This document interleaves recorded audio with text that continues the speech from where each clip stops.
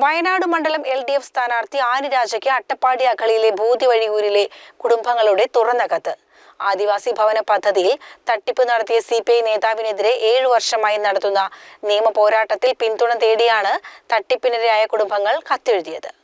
അട്ടപ്പാടി ഭൂതിവഴിയൂരിലെ ആദിവാസികളുടെ ഭവന നിർമ്മാണ ഫണ്ടിൽ 13.62 ലക്ഷം തട്ടിയെന്ന ക്രൈംബ്രാഞ്ച് കേസിലെ ഒന്നാം പ്രതി CPI മലപ്പുറം ജില്ലാ കമ്മിറ്റി അംഗം PM ബഷീറിനെ വയനാട് ലോക്സഭാ മണ്ഡലം ഇടതുപക്ഷ സ്ഥാനാർത്ഥി ആനി രാജയുടെ നിലമ്പൂർ നിയോജക മണ്ഡലം തിരഞ്ഞെടുപ്പ് കമ്മിറ്റി കൺവീനറാക്കിയത് ആദിവാസി സമൂഹത്തോടുള്ള വെല്ലുവിളിയാണ്.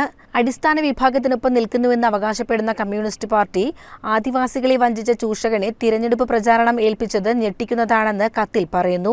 ആത്മാർത്ഥതയുണ്ടെങ്കിൽ വഞ്ചനക്കിരയായ ആദിവാസി കുടുംബങ്ങൾക്ക് അടച്ചുറപ്പുള്ള വീട് നൽകാനും വഞ്ചിച്ച PM ബഷീറിനെതിരെ നടപടിയെടുക്കാനും ആനിരാജയും CPI നേതൃത്വവും തയ്യാറാവണം.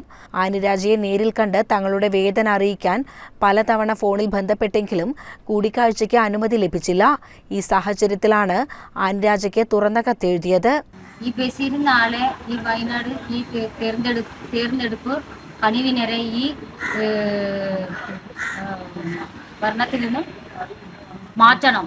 നമുക്കൊന്ന് ഇതിൽ നിൽക്കാനുള്ള താല്പര്യം ആർക്കില്ല.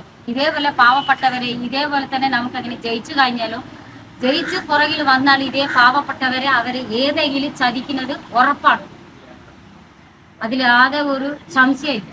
അട്ടപ്പാടി ഭൂതിവഴിയൂരിലെ 7 കുടുംബങ്ങളുടെ വീട് നിർമ്മാണത്തിനുള്ള 13.62 ലക്ഷം രൂപ തട്ടിയെടുത്ത് വഞ്ചിച്ചതിന് ക്രൈംബ്രാഞ്ച് രജിസ്റ്റർ ചെയ്ത 3 കേസുകളിലും ഒന്നാം പ്രതിയാണ് ബഷീർ. CCN മലപ്പുറം.